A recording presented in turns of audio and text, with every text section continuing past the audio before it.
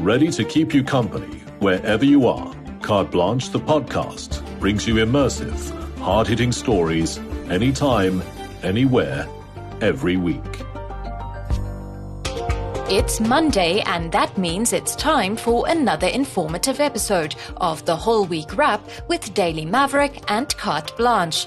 Joining us this week is Daily Maverick journalist Ray Mahlaka. Here's what's coming your way.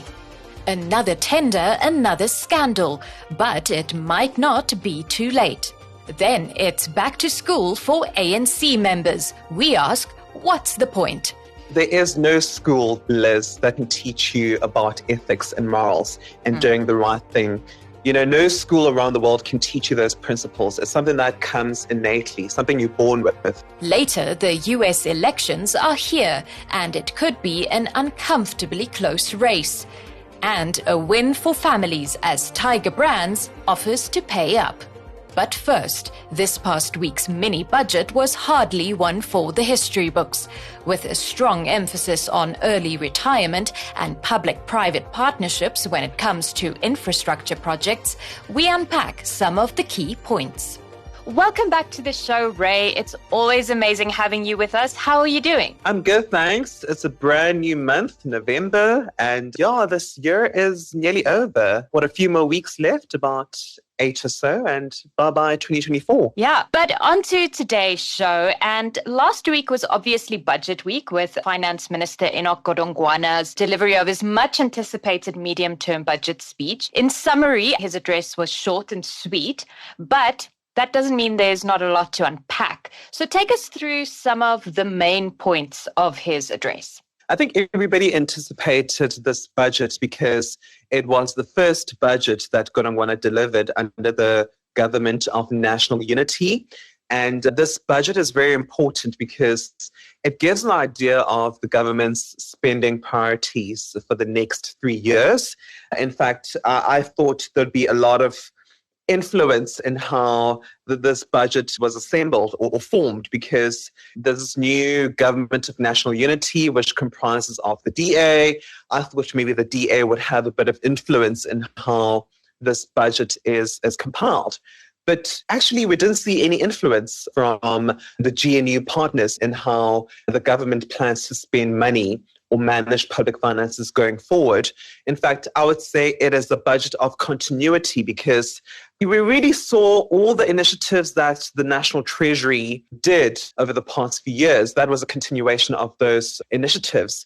Initiatives such as the government committing to cutting its debt, no bailouts for SOEs, by the way, and the government is really resisting pressure to spend more public money on services. The government wants to reduce spending. So all of these initiatives were really announced even before the GNU was formed after the May elections. And what we're seeing in this budget here is a continuation of those initiatives.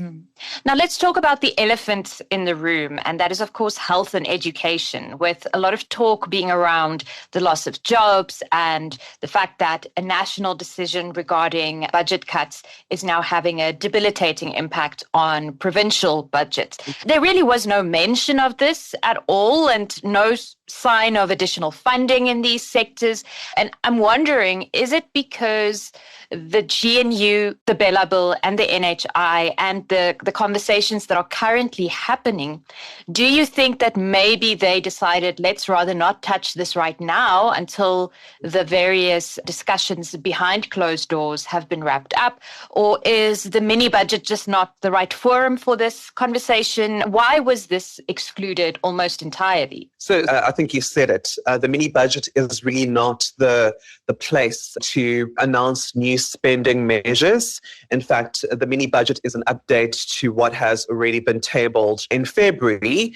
And back in February, we already knew that the government would not top up the budgets for things like education and health because the government wants to cut back spending. The economy is weak at the moment, so the government is not really getting enough money or additional money from taxes. So already the government had already laid the framework for reducing its spending.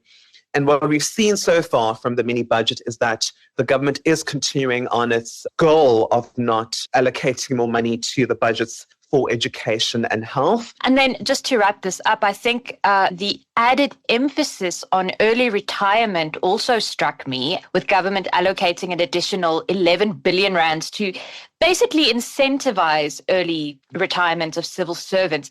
Can you explain to us why there's this strong focus on getting public servants to retire early? That's because the government spends a lot of money every year just to pay South Africa's 1.3 million public servants. In fact, just this year, it'll cost the government about 640 billion rand to pay those public servants. And that amount just gobbles up about 30% of the government's total expenditure. And what the government is trying to do is it wants to reduce that cost to pay public servants by asking some of them to take voluntary servants packages. The government is targeting about 30,000 public servants, some of whom are already older, approaching the 60 age mark, and the government is really trying to ask them to take early retirement. Now, if all 30,000 public servants agree to this retirement package, it will cost the government about 11 billion rand to pay them early retirement benefits. But after the government is through that program, it will now start to save about 2 billion rand every year from having to let go of those public servants. So it's really an initiative aimed at reducing the cost of having to pay public servants every year. Tender scandals are nothing new. They've become a part of our daily lives, with dodgy deals making headlines far more often than we'd like. However, when Daily Maverick exposed a monstrous tender deal last week, we found ourselves at a loss for words. But with nearly 1 billion rands at stake, there might still be time to stop the whole thing dead in its tracks. Now, let's move on to a really big expose done by Daily Maverick and Scorpio. Now, last week, Monday, Daily Maverick's Peter Louis Maverick published a really stunning expose that really had a few people's jaws on the floor. It detailed how a little-known company was able to bag a 428 million rand deal to install oxygen plants at various public hospitals. And this despite the company having no previous experience in this kind of service. There's practically no trace of this company anywhere. And then we're not even going to touch on the additional 150-something million rands that's set to be paid to another controversial contractor. So in total, the Department of Health is set to spend about 836 million rands altogether. And it's really been described by many as a Digital Vibes 2.0. What do you make of this scandal? Because really the amount of irregularities that are clear as day is just mind-boggling. I mean, millions are at stake here. And one wonders, surely the Department of Health and whoever is responsible for awarding tenders would just quickly do a Google search of a company before it awards a contract, a multi-million rand contract, because our Peter Louis Meiberg couldn't even establish a digital footprint for this company, let alone see if this company has a website. This company has no website. It's businessman or the person behind this company. We couldn't even find a digital footprint for him. There's no contact details listed for the company. There is no business address listed, or the business address that was listed, it no longer exists anymore. And all of this can be just done through a Google search to do a bit of research and due diligence into this company. But yet again, we find ourselves in this situation. Exactly. Now, following the publication of the story, we saw the DA speaking out, saying that it just makes no sense to them. And they also raised questions about the promises that were made in 2023 about blacklisting companies and why none of that has happened in the meantime. They also demanded that the Independent Development Trust, or the IDT, appear before the Portfolio Committee on Health to really explain its role in awarding this tender. And then we also had the Public Works Minister telling the IDT, listen, you have until Friday, this past Friday, to provide an explanation. And I mean, that hasn't happened yet at the time of this recording. But with this mounting pressure, perhaps do you see this deal being stopped in its tracks before anything gets signed, any money gets paid over? Or am I just being far too hopeful at this stage? Let's look at history. With Digital Vibes, had it not been for Peter Louis Marburg and Daily Maverick and other media organizations that have followed up the story, there wouldn't have been any accountability measures taken. One wonders again, Liz, had it not been for this journalist writing about this matter, the contract award would have happened. And one hopes that there are accountability measures taken going forward. But, Liz, I fear that, what about there being similar contracts with irregularities being awarded that we are not writing about as journalists that are already happening? And I wonder, had it not been for journalists, how much skullduggery would have gone on unnoticed, unwritten about, unspoken about? So again, we are in this kind of situation where had it not been for journalists doing their job, one wonders the kind of disaster this country would find itself in.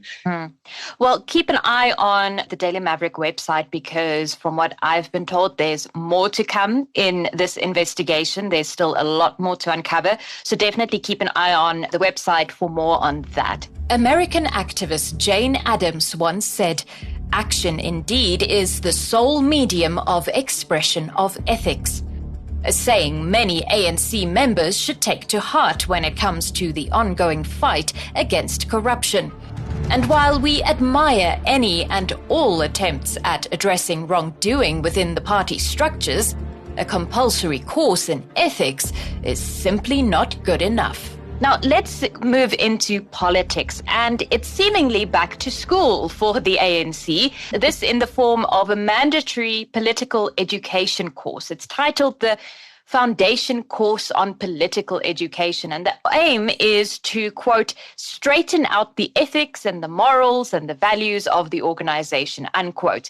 And what Ramaphosa said, to hopefully get rid of factionalism as well, which I think is quite a task in itself. But South Africans are not convinced, with many saying, just get rid of the bad apples and fix your organization. Why are we going through all of this effort?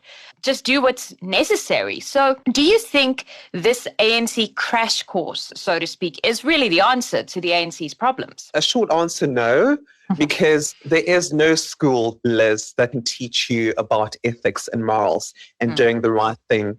No school around the world can teach you those principles. It's something that comes innately, something you're born with. What we do have as a problem within the ANC is the lack of integrity, the lack of ethics. People who are easily swayed by inducements, people who are corrupted and corruptible. And also, the ANC has had a political school that has been apparently going on for decades. Maybe let's start there and examine what that school has done, what went wrong, what went right, if there's anything that went right. So I'm a bit skeptical here, Liz. I wonder, what do you think about this? Do you think this will be the game changer for ethics and morality? Not even close. Look, I must admit, when I read through the modules that they're proposing, I had a good giggle. You have things like the history of the ANC and the vision of the ANC for South Africa. But then you also have crash courses on the Constitution and the Bill of Rights and government. And I'm thinking to myself, but surely you should know these things already. This is quite a bizarre thing to include. And then also, I just had to ask myself, how do these modules help to actually solve the two big problems within the party, which is very fractured at the moment? And that is, of course, factionalism and corruption. Absolutely. And, Liz, if you want to read up about the history of the ANC, if you want to dust up your knowledge about the Constitution, maybe go take a visit to the library. But I think you bring up so many important points here. But maybe we should not be pessimistic journalists. Maybe something good will come out of this. It's all eyes on the States as former President Donald Trump and current Vice President Kamala Harris battle it out for America's vote. To date, the presidential race has delivered its fair share of the ridiculous, with candidates on both sides serving up moments that seemed rather surreal. But meme-worthy moments aside, this year's presidential battle could have far-reaching implications for South Africa and the world. Now, speaking of politics, this week is all about the US elections, of course, and with the polling stations set to open on Tuesday, the 5th of November. I've been keeping a very close eye on the various polls, and really the race between Trump and Harris is now neck and neck. However, it does seem that the swing states are where it's at, with Trump only slightly ahead in polling numbers across 5 of the 7 swing states. So he might actually clinch this, which makes me extremely anxious. So what is your take on the election campaign so far? What are some of your predictions? What do you hope to see? And what do you think we are more likely to see? Yeah. 2016, when it was Trump versus Hillary Clinton, a lot of people made predictions and they were left with egg on their face. I was one of those people because yes, I never saw a Trump presidency ever in my lifetime. And going into these elections, Liz, unfortunately, I'm going to take a very safe approach and not make any predictions. But I can tell you what I'm hopeful for, or hoping. Yeah. To me, it does not make sense why this election, the polls are neck and neck, Trump versus Harris. The choice for me is very simple. You have someone who is a former prosecutor in the name of Kamala Harris. You have a felon, someone who faces multiple charges and crimes, and that is Donald Trump, someone who is unfit to lead. I don't know why people would go with him versus what the other alternative seems very stable, and that is Kamala Harris. But I think the race is very interesting. I think it's a race about someone who wants to uphold the Constitution and people's rights, and one who wants to undo those rights. To me, the choice is very simple, but I don't understand American politics. Apparently, it isn't as simple as that, but really one hopes that whatever outcome comes out of these elections is one in which the rule of law is respected, the Constitution is respected, and the stability as well going forward. Absolutely. Now, I want to just quickly get your thoughts on the markets and the impact a Harris win could have on specifically the South African markets, but also what a Trump win could have, because we have things like AGOA that are on the line. So what are some of the things that South Africans might experience under a Trump or a Harris win? Well, South Africa has experienced a Trump presidency, and the Trump presidency was all about protectionism, meaning that Trump wanted to protect the American economy and placing America's economy first, and even potentially closing out the American economy from the world. I mean, the US is a big trading partner of South Africa, that is. And a Trump presidency might close South Africa off to the US market because, again, Trump wants to place American interests first. So we might see Trump really continue with that approach and not really opening up the US to South Africa in terms of trade. Whereas a Kamala presidency has committed to continuing trade, opening up the American economy to the world. And that's where you might see AGOA continue. So really, Trump wants to close America to the world. Kamala wants to open up the world to the US. Whatever outcome throughout the elections, it is one in which it will impact South Africa's economy. In 2017, South Africa was rocked by what is now deemed the biggest Listeriosis outbreak in the world. It killed more than 180 people, and hundreds of families are still living with the devastating impact years later. In 2018, legal firm Richard Spoor Incorporated, representing about 1,000 families, filed a class action lawsuit against Tiger Brands, the company believed to have been responsible for the unprecedented outbreak. But legal proceedings have stalled while families battle on. Now, there might be hope for at least some of those affected by the deadly outbreak. Let's move on to a bit of positive news and a slightly positive development that's really been long in the making. And honestly, in my opinion, this should have never taken this long. You have the food giant Tiger Brands finally stepping up to offer much needed relief, medical relief for victims of the 2017-2018 Listeriosis outbreak.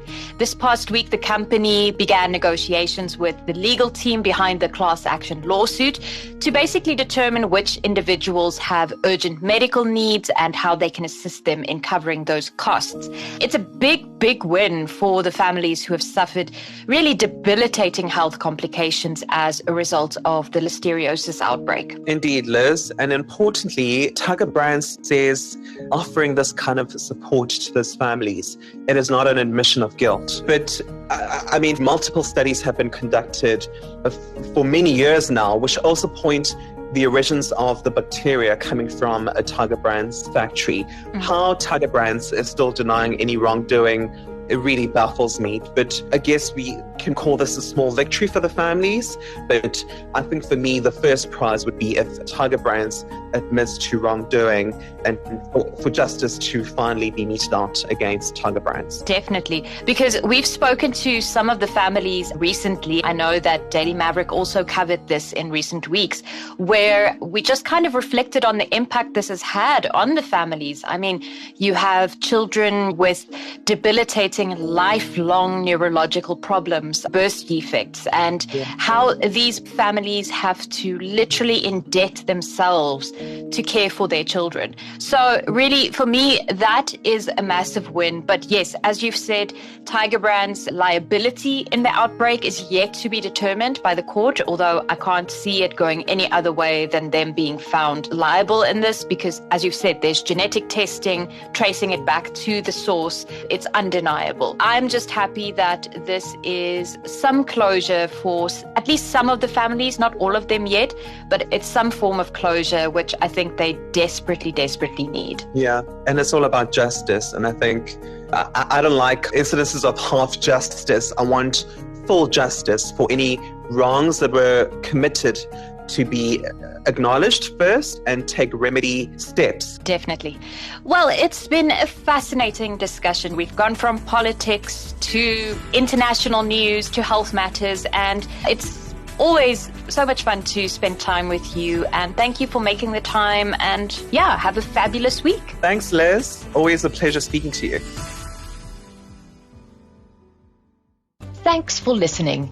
Catch us again next week for another WholeWeek wrap. Until then, why not join the conversation on Twitter, Facebook, and everywhere else? We always love hearing from you.